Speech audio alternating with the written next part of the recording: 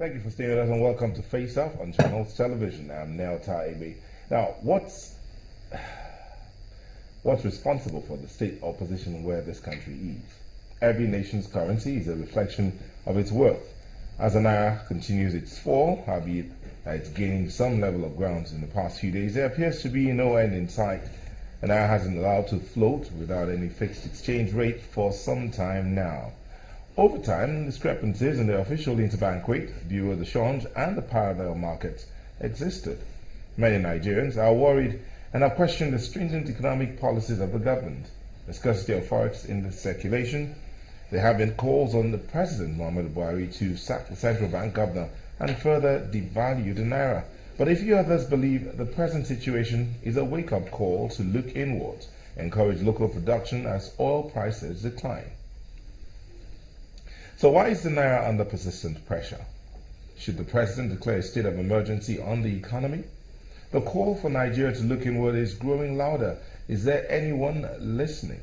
Indeed, what is responsible for the state or condition of the nation's currency, the Naira, now? Government policy or the actions and activities of its citizens?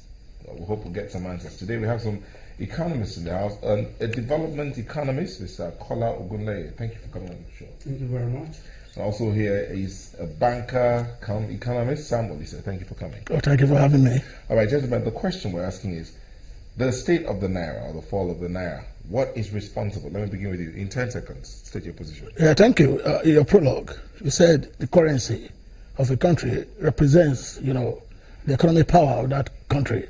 The Naira is our currency. Recently, it's been What's responsible for the state of the Naira? Yeah. Government policy or the actions of the citizens? Not specifically government policy. Less supply of Naira.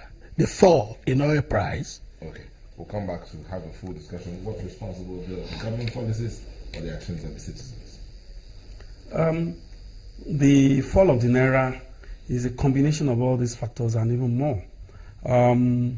The Naira's current situation is a reflection of the economic fundamentals of the country. Okay. We'll take a moment. I'll come back to continue the conversation. The state of the Naira, or the free fall of the Naira, what is responsible? And do remember, you can be a part of the conversation. Join us via our Twitter handle at Faceoff Today or at Naira. If it's longer than 140 characters, do send us a mail. Faceoff at channelstv.com. We're back in a moment. Don't go away. Welcome back.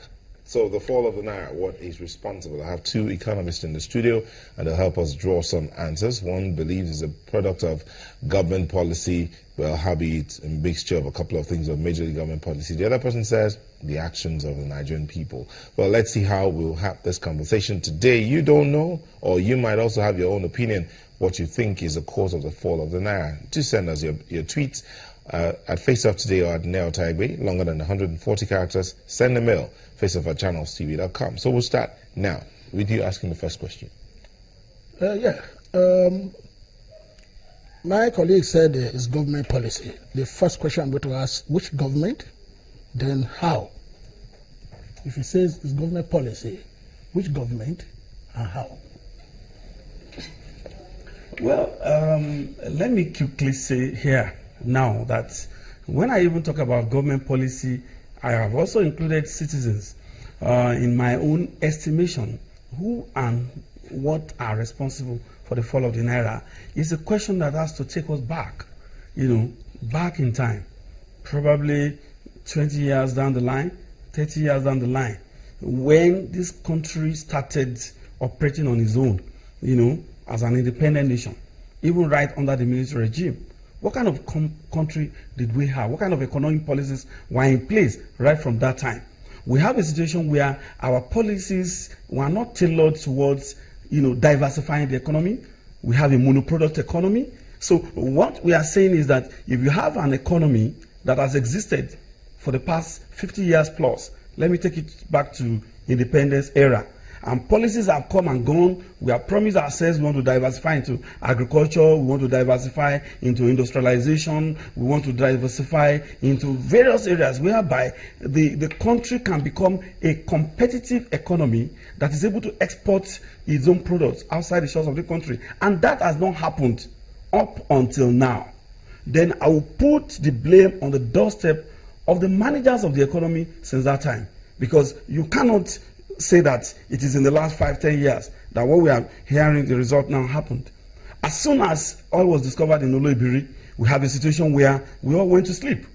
Because when it started selling in very large quantities and we started making money, dollars, petrodollars as it were, what is normally referred to in economic circles as the Dutch disease setting, we started making money from oil, big money, a lot of dollars. And then our people develop tastes, consumption tastes, values that cannot be supported ordinarily by the kind of economy that we have. But because we are bringing cheap money into the country, all the 36 states, 19 states, when there were 19 states, were sharing money. And so the economy was not managed the way it should have been managed.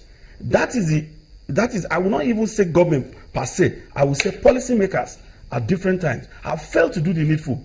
And that is to manage an economy that is robust, that is competitive, and that can stand on its own anytime in the world. Even in the era of technology, where are we?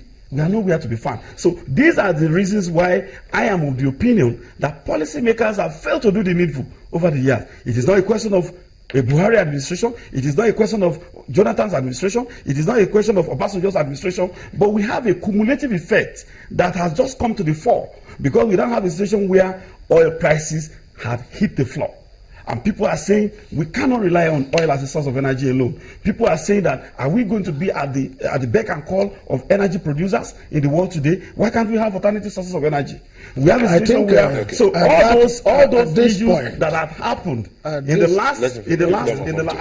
last couple of years have now brought to the fore the fact that we have failed to do the needful in the years gone by. All right, Mr. Yeah, one will have thought that. First of all, has he answered your question? They didn't.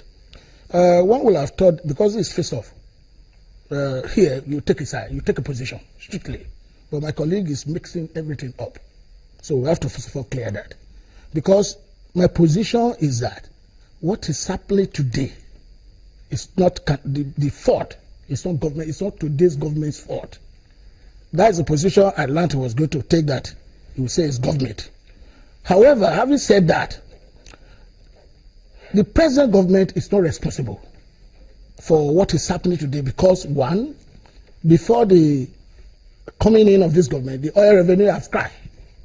And you know that demand and supply determines the price. The demand, the supply of dollars, and the demand for dollars is what we should look at. So today's government is not responsible because when you are pregnant, you don't become pregnant the same day. The pregnancy will develop the same day and will give back the same day. So this problem has crept in before the present government comes in. So for anybody to lay the blame, because I'm hearing it all over the place from people, from some people, that is government policy, government does not know the economy, they don't know how to handle it. It's not true.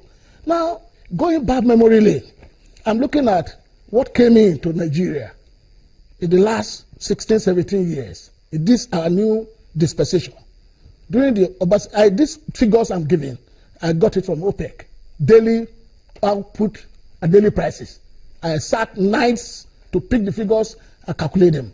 During the OBJ regime, during its period, we have about $258.3 billion that came into Nigeria. Total. I don't know which one is cash call. That is the gross earnings. During the Yar'Adua era, it was $302.8 billion. During the last regime of President Jonathan, it was $417.5 billion. Overall, it is a little less $1 trillion that came into Nigeria, oil wealth, running in.